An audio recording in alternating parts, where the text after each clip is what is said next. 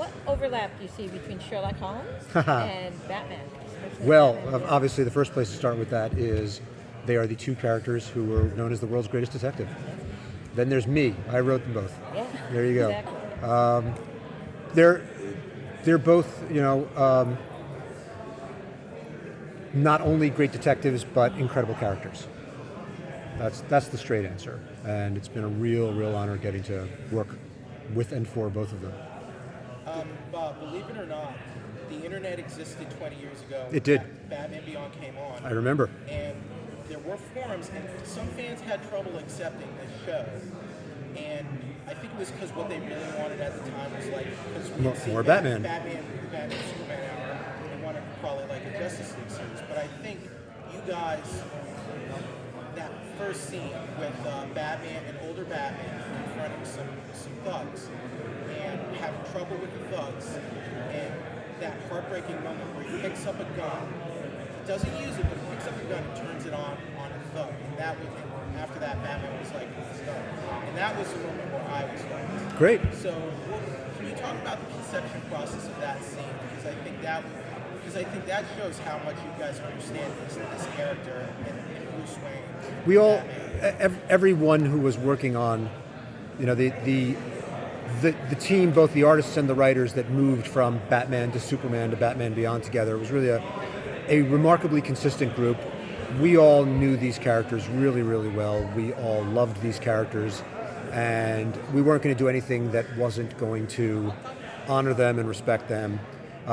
There was a lot of pre-hate, is what I call it. And when word first got out that we were doing a teenage Batman, it wasn't going to be Bruce Wayne, it was going to be a new Batman, there were a lot of assumptions that it wasn't going to be what that people weren't going to enjoy it.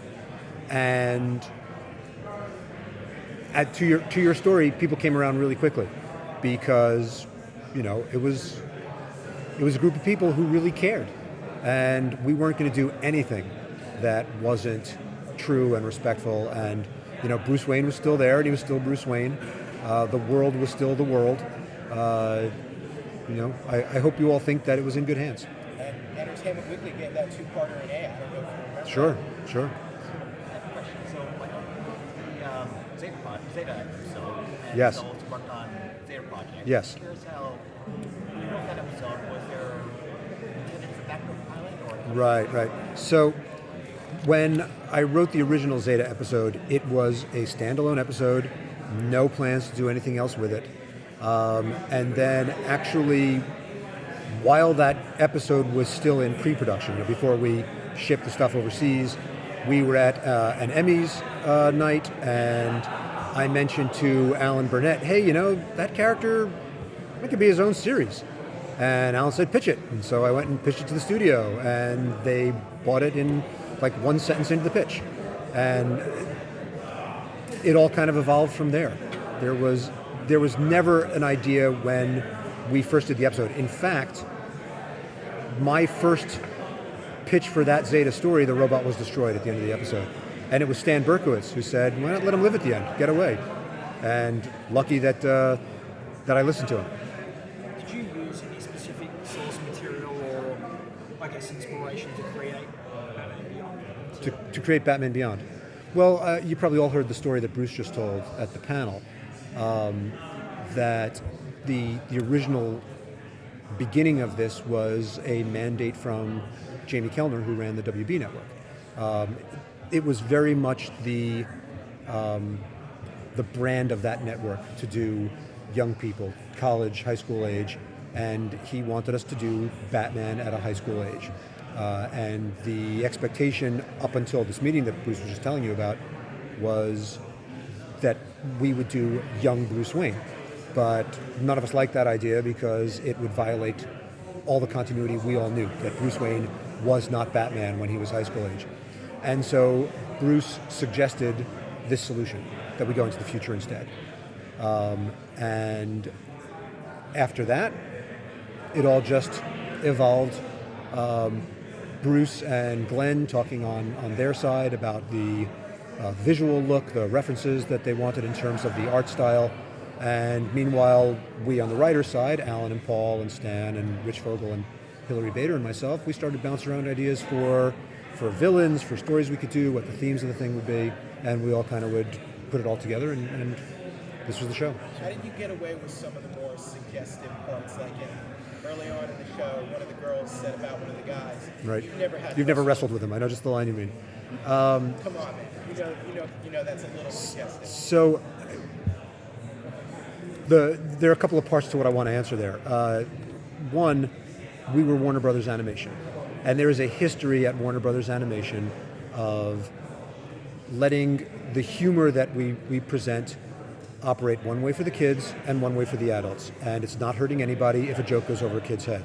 And that's different from other animation studios, certainly was at that time. The other really good thing that I can share is that we had a great broadcast standards department. They played along with us. You know, we would have conversations sometimes. Definitely there were times where they had us change a line, you know, like, okay, you can't do that. But they were on board with our goal, which was to do something that was sophisticated and without excluding the kids would, you know, invite an older audience in also. And we would negotiate. And sometimes we'd be, all right, let's not do this line, but let's do this line. Or as long as we gave them like some cover with like, all right, well, here's our rationale for it, and they could put it in their files. We accepted this idea, you know, in case the angry letters showed up later. We all were on the same page of why we were doing it. So when you're developing the concept of an older Bruce Wayne, Yeah. how much is the most famous older Bruce Wayne story is probably Dark Knight Returns. Yep. How much did that weigh on what you guys were doing? How much did you maybe draw from others, maybe imaginary stories or anything like that? How much did you just say, let's naturally evolve what we've already done on the animated show? 80% of what you saw in terms of, or more, of Batman Beyond was whole cloth. We were following our own instincts about what to do with this show. And when you're building new characters, like when we were, creating Terry, you look for contrast between those characters. So if Bruce, if we want to do a new character in Terry who is headstrong and rebellious and, jumping into problems before he understands really what he's doing, then you want to create a Bruce Wayne who is more reserved and cautious and teaching him how to be Batman. So that's how most of it evolved. Absolutely, Dark Knight Returns was on our mind, though. We more on the writer side than the artist side. It's funny, Bruce had recently, when I mentioned this, said that it never really kind of occurred to him at the time, but we were on the writer side talking about it a lot. We were, the idea that where Dark Knight Returns ends is Bruce Wayne training a new generation. We kind of looked at that as an inspiration for what we were doing here. We were kind of doing an alternate version of that story where it left off and we began. Bob, I have a question. So as Jeff had mentioned earlier, the episode with the gun, which episode would you say challenged your skills the most as a writer? Wow. Now I can only answer for me personally, so it's going to be a limited number of episodes that I'm drawing from. I can say that the episode Payback was a real tough one to crack. Okay.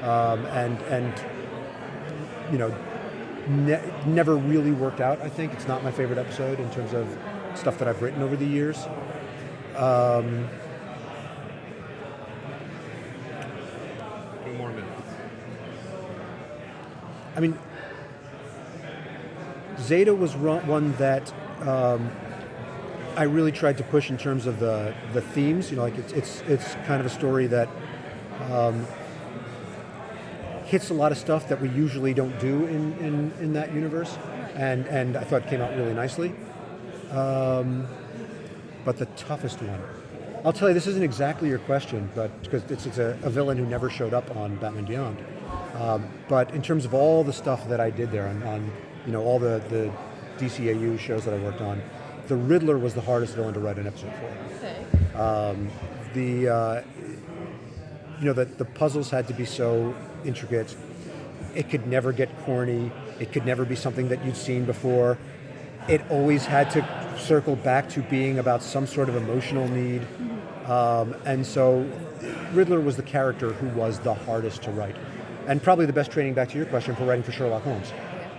Because more than those Batman episodes, those Sherlock Holmes stories had to be intricate puzzles. Those are hard to write. Yeah, very difficult to write. And keep it emotional. That's the trick. Anyone can write a complicated puzzle, but a complicated puzzle that stays, rooted in character. That's the trick.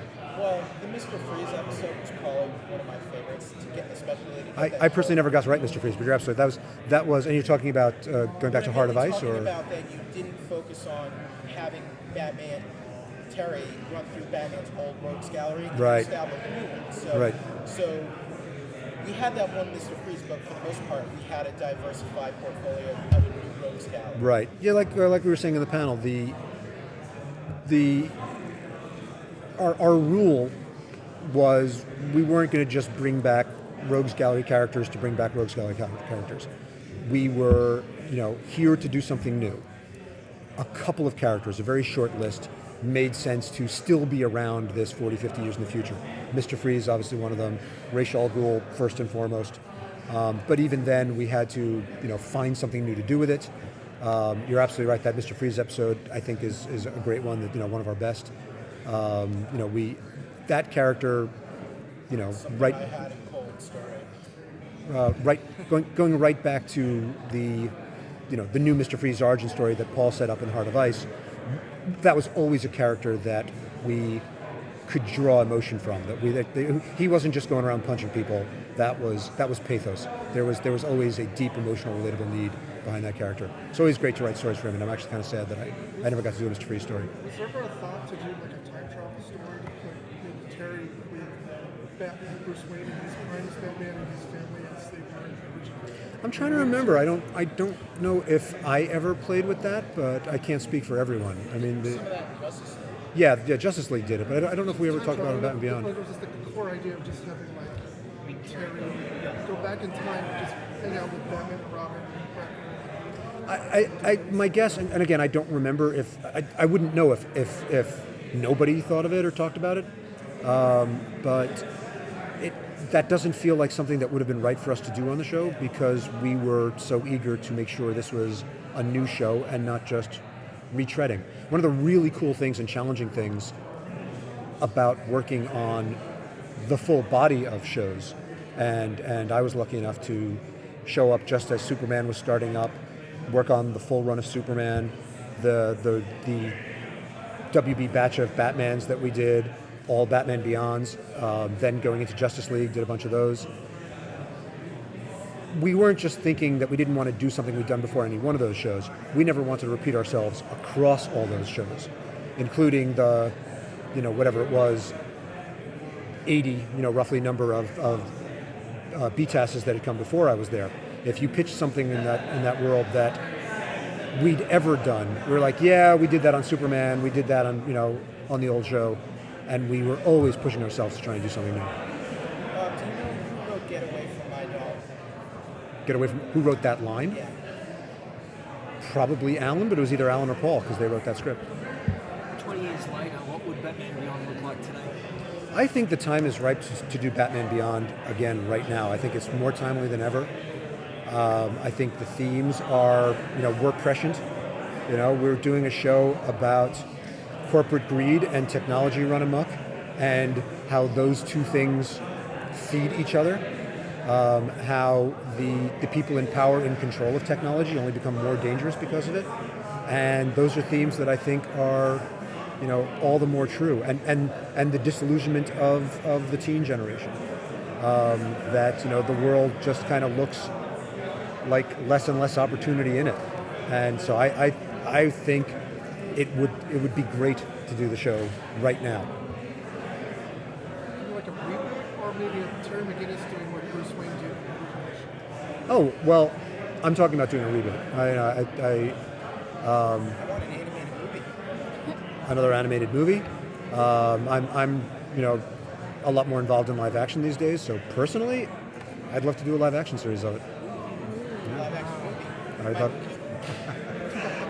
Do you have any actors that you thought about? I don't tend to think that way. Okay. You guys obviously do that for us, but no, the realities of getting anything made is Last question.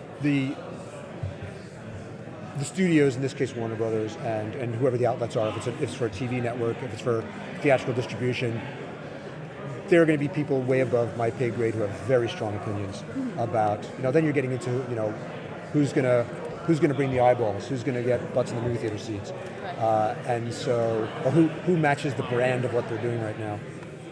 So questions of casting, I may have archetypes, but I don't get into those issues. Thank you very much, guys. Batman Beyond the animated movie. I'm not, no. There is a Blu-ray set, remastered, that's coming out sometime, I don't know. Because we didn't get the Fable 5 animated movie, which is sort of You got that because I talked him into using those designs. That's the only reason. maybe you can talk them into making an animated movie. I don't have that looks clout. similar to Batman Beyond. Things happen. I never say never. I mean, I've gotten to go back to Brave and the Bold. I got to do another Brave and the Bold follow-up, which I wasn't expecting. I got to do an Adam West project that I definitely wasn't expecting. They did Justice League, Fatal 5, so... Yeah, well, I didn't do that, but I did work on that, actually, didn't I? I wanted to ask, since you've been involved in Batman Beyond and the animation and number of series, when you were a kid, what was your sort of comic geek superhero experience Oh, well, it was... that inspired you maybe to get Well, involved? there was a person who asked a question on the panel today, and it was Kevin Conroy told the story about people coming up to him and saying that he represented their childhood because a lot of latchkey kids were coming home and he was the Batman that was on TV. Well, for me, it was Adam West, and it was the exact same thing. That show really inspired everything else I did in life. So. Do you know who directed the musical sequence episode where they go to see the musical, the Batman musical? Oh yeah, that was Out of the Past. Yeah, that was mine. And that set me up for. I did. I bored all the musicals. I did that. I did all the ones in Brave and the Bold. The only one I didn't do is there's a dance number in Gotham by Gaslight, and I said no. I did the Harley song in Batman Harley. I don't know. I mean, it's not like I'm a choreographer or anything. It's just I like musicals, so. Yeah. And no one else seems to want to do them. So how did you combine that to make a balance with the more darker tones of Batman Beyond? for me, to me, there's comedy and darkness, and there's darkness and comedy. So it's never, to me, I think you need all those elements to make everything play more. Like, a good horror movie should have a little bit of humor in it somewhere. I think it's just the human experience. We're not all dark. We're not all light. We're all these shades of things. So I never have a problem reconciling humor and really dark stuff. Like, to me, some of the funniest stuff is really dark, and so it was never a problem for me. I can go as far silly. Well, as Brave and the Bold proved. I can go really dark and I can go really ridiculous, and I don't see a difference. Because life's ridiculous. Either of those sides? Do you prefer to go I don't have a lighter? preference. I think I like to switch it up. I like to keep. If I do, like Brave and the Bold, if we did a pretty dark episode on one hand, then I'd almost always want to follow it up with something silly. Granted, we didn't do that many dark episodes, but we had a few, I'd say, bleak endings. We did a Doom Patrol episode where we ended with them getting killed, which was a story from the comics. But, if we had done that probably earlier, someone would have said, oh, they had to survive. But no one told us they had to survive, so I'm like, nope, they're dead. And, Chill of the Night it was dark, but there was a hope at the end of it. Like, Batman came through something. So I don't consider that a dark... It's not a bleak episode. It might be dark, but it's not bleak. And then there was one called Tornado Tyrant, where Red Tornado has to kill his son, which was real. That's probably the saddest, bleakest episode we did on that series. And so I like to switch it up. I like to do all kinds of tones. Excuse me? The Ace in the Hole episode. Yes. Tom King did their short story piece, very similar thing. Oh, really? Yeah, like for Good Buzz, that you get Eisner nominated. I missed the last Eisner part. nominated. Oh. So yeah, basically they Oh. Ace making an interviews done, and so I was curious. Jason, such a touchy subject, the balance again. It was a very touchy subject. In fact, when we did the board, there was a whole middle section of that show episode where we saw Ace actually in the dogfight. We actually see him in a real dogfight, and and it was boarded and everything. And the network was like, "You can't show this." And that was the whole middle part of our episode. Like, it was the main part of Act B, which were 3 acts. That was this, because it was setting up what Ace had went through, and it also was going to pay off what he was going to have to do in the 3rd act when he fights the big mutant dog. And they said, "We can't show this." So we had to be very clever. And basically, like Bruce Timm always says, whenever they make us do something because of broadcast standards, the solution is always worse, because we have to come up with things that make the viewer imagine what they're seeing. And so we quickly had to rearrange that board where and every time Ace would lunge, or the dog that he was fighting would lunge toward him, in the original board, we'd see him bite him. We had to cut away to the audience recoiling in horror. And so we did that several times to fill out the footage we lost. Oh, that was quick. So anyway, so that had a lot, it turned out to be a great episode, I thought. I wasn't sure about it at first, and I love the flashback where Bruce finds Ace in the alley and the Joker tries to attack him. I thought that was really well done. Like, ever try to anticipate what the standards and practices guys are going to say you can't do, or to just do what you want to do? It's kind of arbitrary. On Brave and the Bold, on Batman Beyond, the first season they were very lax, meaning for other reasons, basically our bosses were the BS&P, and so they didn't really bother us. The second season, there was a whole bunch of new people that came in who hated our show, like just automatically hated our show and assumed everything we were doing was too dark and it was trying to, they had a whole agenda about, being responsible. No, that wasn't their agenda. Their agenda was social engineering. They really hated action shows, like with the passion, especially superhero shows. And they really hated Batman for some reason. But so the second and third seasons, we had to deal with a lot more notes and a lot more changes that came. But we still found ways to work around it. Do you ever go over artwork or boards with Cogito for like consistency, or just kind of check things over? Well, when we were on the series, I never boarded for Kurt Gaeta.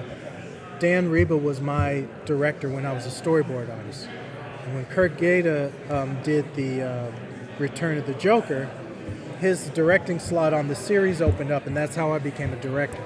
So I never really worked directly with him. One more, I guess. What are you most, Wrap it up. One more. what are you most proud of looking back on Batman Beyond? I mean, in hindsight, I said it on the panel, is that it's a thing where that show is a show that's uniquely ours, meaning the people who worked on it, it was our show. Like, other people have done Batman shows, other people have done Justice League shows, other people will do those types of shows again. But Batman Beyond was ours. And so that's what I think. Awesome. Thank you so much. Ace or Terry and Dana?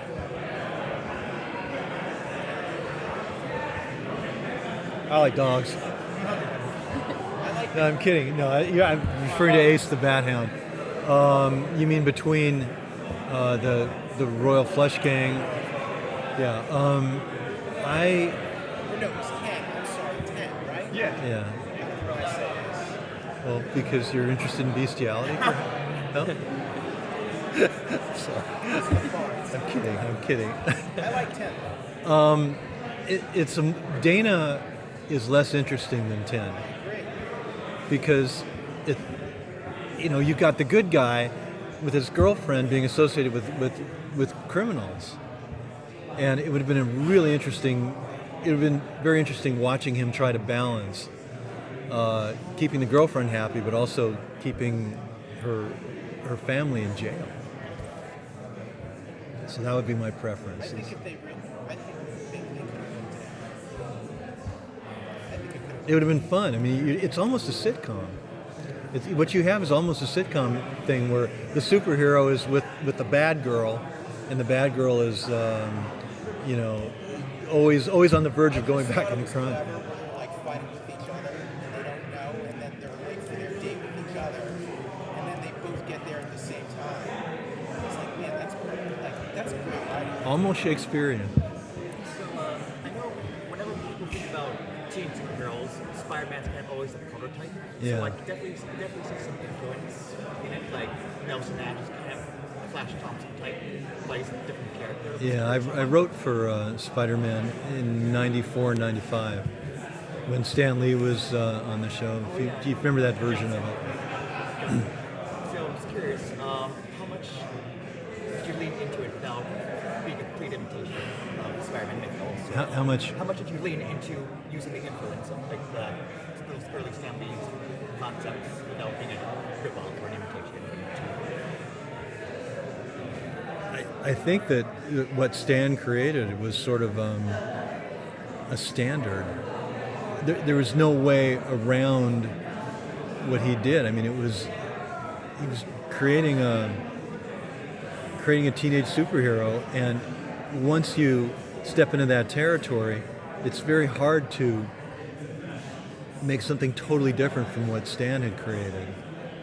So we tried to be fresh and original. It's not like we sat there looking at old Spider-Man comics for inspiration. I mean, because most of the people who worked on the show, in fact, all of them had once been teenagers, and they would look back on their own experiences to try to make that world seem real. And remember, it's teenagers in the future too. So, Stan, if the show was made later, do you think you guys still would have been able to get away with Matt Stan? with what? The Matt Stan character? That was named after me, by the way. You mean as an anarchist? That we would have been. Anarchist, but also like a mad opportunist type. Before that was a really big buzzword in the world. I viewed him as sort of an anarchist. And why not have an anarchist? The Joker was certainly an anarchist, so why not have that? The Mad Stan came about because we didn't have a name for him, but we were talking about a character who could get angry about anything and didn't have a specific ideology. So he could get if it were in today's world, he could get equally angry about these damn immigrants coming into the country, or he could get angry about the fact that the immigrants who come in, these innocent immigrants who come in, are treated really badly. But whatever side of the issue he took, he would just blow up about it. And What's his dog? That made him. No, He had a dog named Boonga. that was also. I had a dog, not a Chihuahua, but a Bichon Frise at the time. What was the most difficult or most challenging part about writing these characters? You mean the shows in general, or Biggest challenge for you guys or for yourself? trying to be original, trying to be truthful, trying to avoid cliches, trying to do something different. And I mean, there's a history of, at that time, what would it be, 50 years of comic books at that point? And how do we differentiate ourselves when other writers had been going at it, trying to do new stuff for that many years? From 1938 to 1998, so 60 years. Yeah. Stan, I don't know if you can speak on this at all. Sometimes I hear that creators save their better, fresh ideas, like new villains, for example, for superhero comics, because they don't necessarily want to turn them over to DC or Marvel. But I thought for your show, you guys created some really like indelible, like great works like Ink, Mad Stan, Shriek, all those guys, like some really great villains that I think are, some of the, the best like new villains for that mythos in a while. Can you speak on that at all for your Rogues Gallery? Personally, I never held back. I always felt like right on the edge, trying as best as I could to think of things. What you might be referring to is Harley Quinn. Is that the reference? Am I getting that? Not necessarily Harley, but because Harley was created for the animated series, and I know, and Paul and Bruce didn't. They put their heart and soul into it, and the compensation they've gotten for it has been, shall we say, limited to less, I believe, than what they fairly deserve. Although I haven't heard them complain. But in my opinion, had the show been covered by a union that covers character creation, like the Writers Guild, I'm sure they would have done a lot better. But Warner's they've been fairly generous with them. But even so, it could have been better. And, you're also talking about Siegel and Schuster with Superman. But clearly Siegel and Schuster did not hold back, and I will tell you that the success of Harley Quinn in mainstream movies is a very clear indication that Bruce and Paul did not hold back either in terms of imagination and creativity. You didn't hold back the video either. We didn't. Nobody that I know did. It's just Coca-Cola. I want to ask a question about the New Frontier. Yes. That you were involved in. Was that around the time that Darwin Cook was ill? No. So how did you work with him for that? Yeah, I'll have to wrap it up.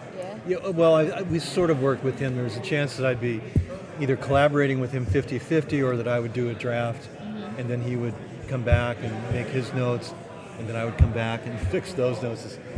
And that was the relationship he chose. He chose not to collaborate 50-50, but he chose to do that. What's it like? Sounds like a Triple X film, doesn't it? What's it feel like turning 80? 80. Well, you are. I'm Batman. 80. It's the 80th year of Yes, I know. Yeah, I'm 80. I know. Cruel business, huh? It's fun. I'm lucky to have played a character for 27 years. Are you kidding? All my actor friends hate me. When they made the show, did they pull you aside and say, okay, we're going to have you play Batman in this new show, but now you're 30 years older? Yeah, they did. What's your reaction to that? That's exactly what they said. They said, we've got a new show for you, but you're not the hero anymore. I said, what? What happened? And, you have to recruit a new young guy. And it becomes Will's show. And the dynamic between Bruce and Will is really wonderful. And when we discovered that he's his son, I loved that aspect of it. It gave it so many colors. Look, I get a role in 91, and they had maybe 10 episodes committed to it, and then they ordered maybe 9 more. When you're an actor, you go job to job to job to job. You only know how many you've got. You sign a new contract every day you walk into the studio, a brand new contract. So you never know if there's another day coming. So, and then when they buy a second season, you think, oh great, a second season, and then a third season, yeah. And then a second show, Batman and Robin, and that went for season to season, and then Batman Beyond's a new show, and then the Justice League, and then the direct-to-video movies, and then the games, the Arkham games. So this snowball that started in 91, I had no way of knowing it was going to, life is what happens to you while you're busy making other plans, you know what I mean? I had no way of knowing that it was going to snowball into this, sitting here with you 27 years later. When did it resonate for you? Like, wow, where people are loving what we're doing. When I started getting recognized on the street Really? for doing a voice. Wow. which I had thought was a totally anonymous job. And for the first couple of years it was. When people started saying, "You're the guy who does Batman," and I say, "How do you know that?" And they say, "Well, everybody knows who's Batman." I go, "No, I don't even know who's Batman. How do you know?" Or they'll say, "You're Kevin Conroy." I'll go, "I don't know I'm Kevin Conroy. How do you know I'm Kevin Conroy?"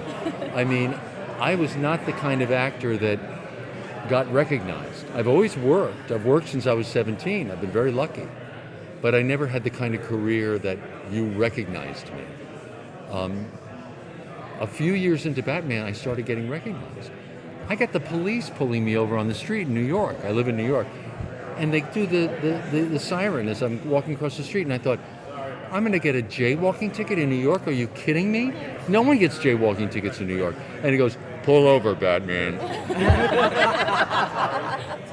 And they pulled over and they lowered the window and they said, "We want our pictures with Batman." I thought, how do you guys know? Yeah. So you ask how I realized it crept up over time when I started getting recognized by total strangers. The TSA guys at the airline, when I go to the airport, they'll go, "Oh, is there a new Batman show coming? Is that why you're going to LA? You get to record something new?" And I think, how do you know? You know? So it's fun. Well, at least they look at your ID, TSA. Yeah, they see the name. They see the name. I have a question. Okay. How did your work on Batman the Animated Series prepare you for doing an older Bruce Wayne for Batman Beyond? How did it prepare me for older Bruce Wayne? I don't think it did. Okay. I had to approach the same man, but age him. The wonderful thing is they didn't have him become a doddery old man. They had him become a powerful lion in winter kind of old man. He's still virile, he's still powerful, he's still strong, but he just doesn't have the tenacity that he had when he was young. He doesn't have the longevity to get through a whole fight, you know, which is why he has to recruit a young guy. But he's still Bruce Wayne. He's still, you know, "Damn it, Terry, do what I say." He's still Batman in his spirit, but he knows he needs someone with more longevity to get through a fight that he doesn't have anymore. So he's not a weak old man. He's a very powerful old man.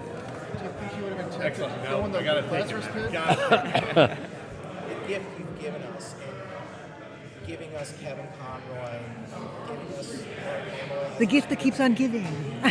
Thank you for that. And this show is great too. I'm so glad. Thank But you. if I had a question.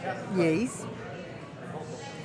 You do such a great job of showing, you know, that there is a man underneath this gruff exterior. There's vulnerability, and there is a person who's capable of love. Who do you? Was there ever a person you thought Bruce fit with the best? Be it Andrea Beaumont, Catwoman, Talia, or Wonder Woman? Andrea Beaumont was the number one. Was a great story. It was a great story, and we got to see a lot of Bruce Wayne's vulnerability in that.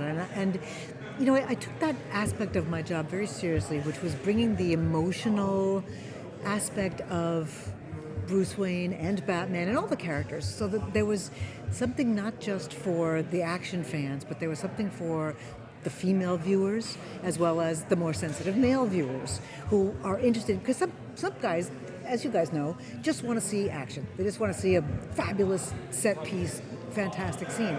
But I wanted to find out, where does that come from? Why did that scene come to that?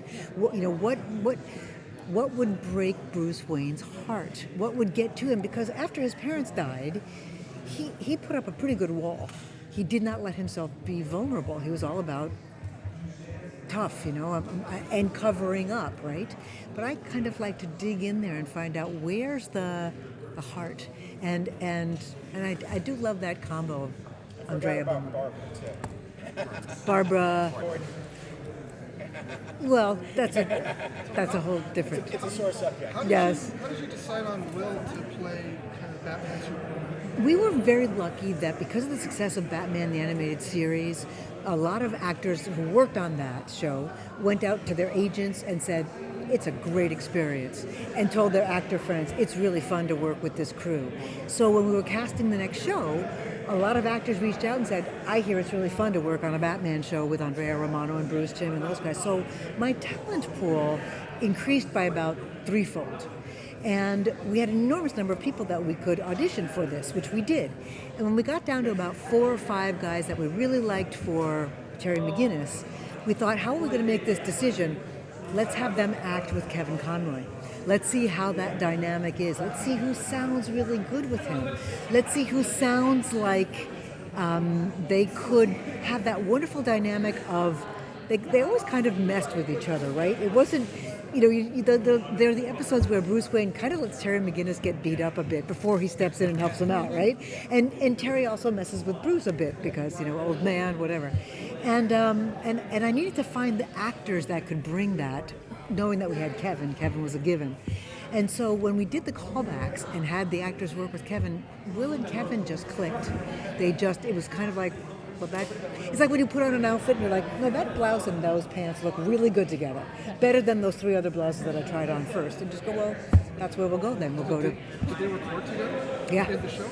Actually, I was very lucky with that series. Almost entirely, that was an ensemble record, meaning everybody was there at the same time, which was the way I like to work. And it has a practical side too, recording ensemble, which is if you were all individual actors in an episode with me, and we run a scene together, and you all have lines, and then we run it a second time, and then you say, I want to run it again and do my character a little bit different. Okay, we'll run it a third time, and then I got to pick up for you and a pick up for you. We know if we have it, right? We know if we've got the scene. If I'm recording you all by yourself, and 2 weeks later you, and 3 weeks later you, I have to record so many more versions of every line you do to make sure that I can cut it together so it sounds like you were in the room at the same time. So the practical reason is we could run a scene 3 times and know that we've got it.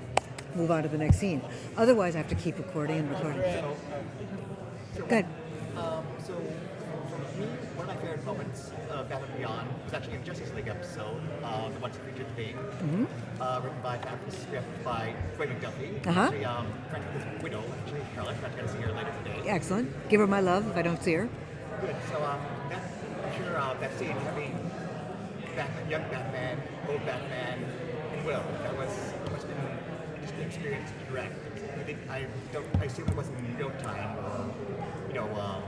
Kevin Conroy doing the voice, did you do it one at a time? No, it was ensemble. It was all... Oh, no, I meant, did you do it in real time, young Batman, and then...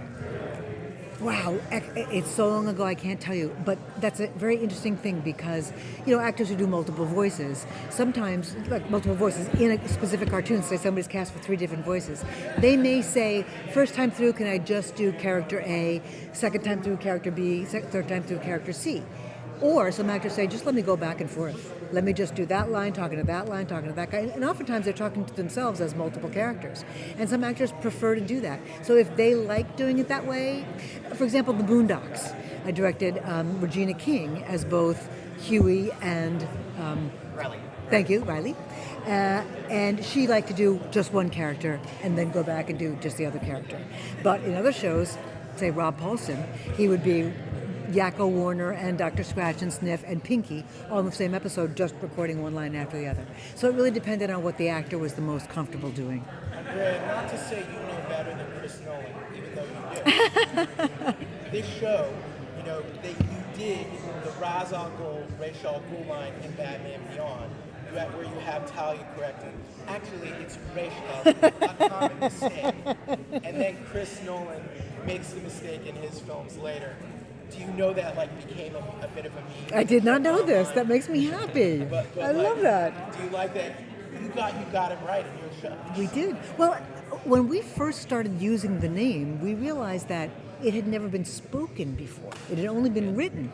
So nobody had the proper pronunciation. It was kind of like when we decided in Superman to call him Lex Luthor as opposed to Luthor. It was we just looked at each other, Bruce, Tim, and I went, what should we say, Luthor or Luther? He's like, Luthor. Okay. And we made the decision. That's what we did. So this was Ra's al Ghul, Ra's al Ghul, Ra's al Ghul, and we just made a decision. Let's call it this. And then, what was it? One of the on-camera DC properties. I want to say maybe not Flash. What was one before Flash? Arrow. Yeah, Arrow. Yeah. Ra's al Ghul. and they pronounced it Ra's al Ghul. I think It was Ra's, right. So yeah, it's everybody's got their own thing, and I wonder how the fans feel about that. I wonder if like, damn it should be how we first heard I it. always go back to Batman Beyond, and I pull the clip where Tally's like, actually, it's a common mistake. Terry's the one saying Right. I love that. That makes me Did happy. anybody ask Denny O'Neil? I'm sorry. Ask me. Did anyone ask Denny O'Neil I don't know. how he pronounced it? I don't know. Okay.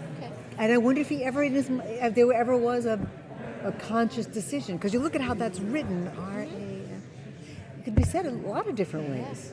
Ra's al Ghul, right? It could have had the accent on the middle word. It could have all been different. That's why they came up with the rule to say if you're in the league, it's Raish, and if you're not in the league, it's Raz. Oh, I never heard that. They've been saying lately. Oh, no kidding. That's interesting. And they kind of do that on Arrow.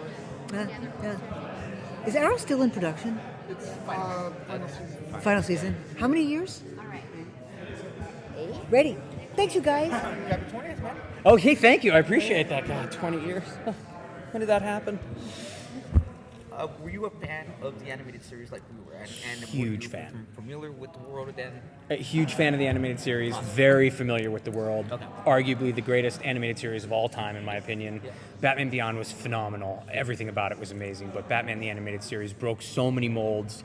There was no cartoony acting that was printed on the black dark paper. It was just so good. Kevin as Batman, I mean, it was so good that I figured the chances of me even getting a role were so slim that there was no way. But I went in knowing exactly what I was up against because I was such a fan of the show. Andrea talked about how she brought the actors into work with Kevin. How did you go from Wayne's World, I guess, to voice acting in this and getting on her radar? Luck. The true story is that they were casting for Batman Beyond, and Bruce Timm's wife was a Boy Meets World fan. So she said, you should bring in Will. I went in and I read, and I think I read again, and I figured there was no way. I mean, I always tell people that you're coming into your first animated series ever and getting the part of Batman with Andrea Romano, Bruce Timm, Kevin Conroy. It's the equivalent of I've never been in a movie before. Okay, now you're starring in a Steven Spielberg film. I mean, it's that big in the animated world. So I figured the chance was between slim and none. And I think as an actor, that almost took all the pressure off. That coupled with not having to play Bruce Wayne, because you have to go in and hey, I've got the mantle of Bruce Wayne on my shoulders. I can honestly look at myself and say I'm the best Terry McGinnis there's ever been, because I'm the only Terry McGinnis there's ever been. You can't do that with Bruce. So it's been a ride, that's for sure. I can't believe it's been 20 years, but yeah. So Will, you mentioned that Batman Beyond was your first acting role. How did you feel, and what did you do to make the best Terry McGinnis? I listened to people who knew what they were talking about. Kevin we always talk about how the relationship between Bruce and Terry was very similar to the relationship between Kevin and I, because I had never done voice acting before. So he jumped in and really became my mentor, how to sit in the chair, how to emote with just using your voice.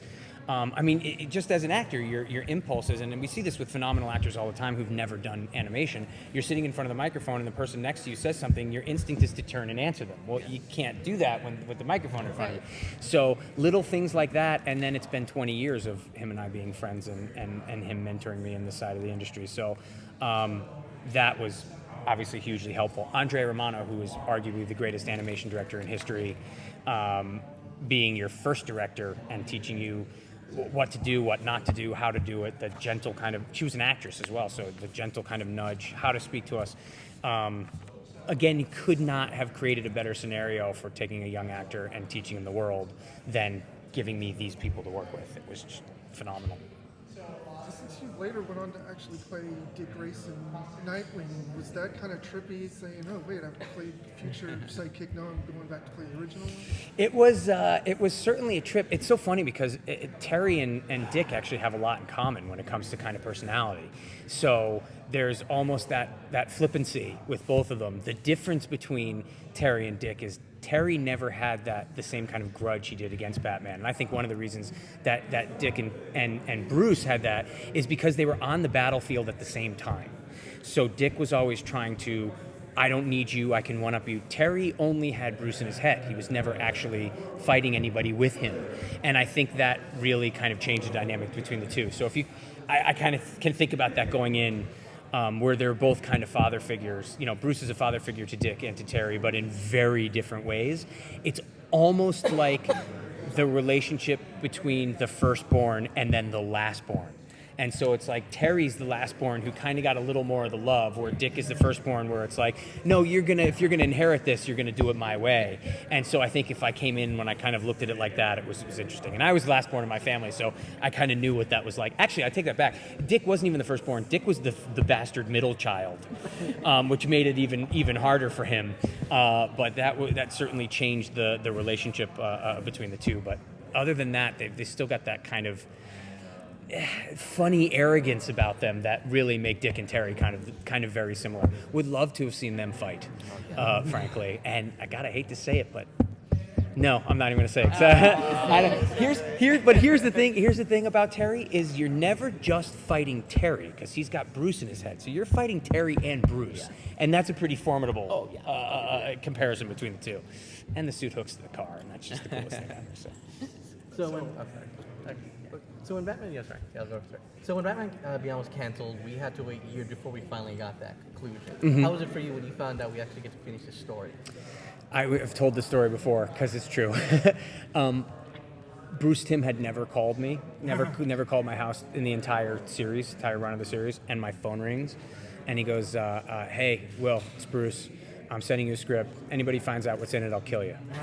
See you Friday." Click. And that was it. And this was pre-internet.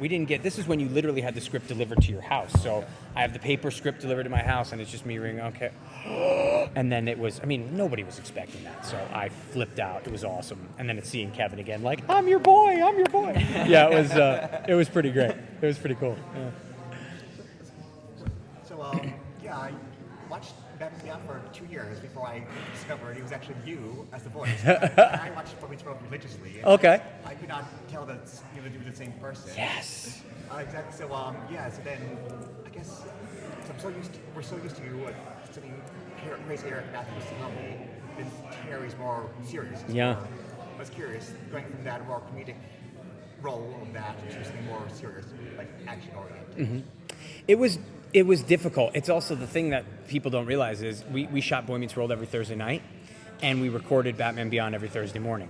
So I went from Batman Beyond being that serious thing right to Eric Matthews in front of the audience. And to make it worse, this is another true story. I haven't told this at all today. The last episode of Batman Beyond recorded in the morning that the last episode of Boy Meets World filmed. So both of my shows ended on exactly the same Thursday. It was a tough Thursday. We went back for Batman Beyond to do a lot more, and we still had ADR for years and all that kind of stuff. But it was both shows ended on the same day. Yeah. Have you ever thought about Batman Beyond, what that would look like if an older Terry were to take on a younger? It's so funny. We were just talking about that in the other. I joked because Kevin said you hit 40 in the industry and then they make you 80, and I said yes. And I'm now announcing Batman Beyond. Where now that I'm 42, Terry is now 85, and he's taken on a new adventure. I'm not sure Terry would have taken an apprentice. I'm rapping. We're talking apprentices, because Terry looked at Bruce's life and said, "There's things about Bruce's life I don't want," and I think Terry and Dana got married. So I think he's going to have kids and all that good stuff. And at that point, you might have to give up the cowl. So I don't know. We'll have to see. Okay, so I have a really quick last question. Yes. So we met before? We've met before, haven't we? No, we've very never familiar met. to me. This is my first Okay, interview, very but familiar it's nice to meet you. Anyway, so we all love Batman. It's been established. What makes Terry so endearing? I frankly think it's because they took Batman and they put him in high school. Okay. And so I think a lot of high school kids were able to relate to that. He wasn't the 25 or 30-year-old billionaire playboy. He was a guy who lived on the wrong side of the tracks, who came from kind of a broken home and was able to grow up to become Batman. He was still dealing with getting dates, going to prom, bullying in school, drug use with slappers. I mean, they were really kind of hitting all these themes that are still relevant today. And anytime a kid can look at a superhero and go, that's possible for me, and that's the thing why Batman endures, because Batman doesn't have superpowers. He's not Superman who's come down from another planet to save all us mortals. He's a guy who just goes and does what he has to do. So to take that and make him a kid, I think is the thing that makes people go, oh my God, I can become Batman, which is cool. Awesome. Thank you. I did, so anybody can. Thank you. Great stories, dude. Thanks so much for your Thank time. you guys so much. Have a great Comic-Con.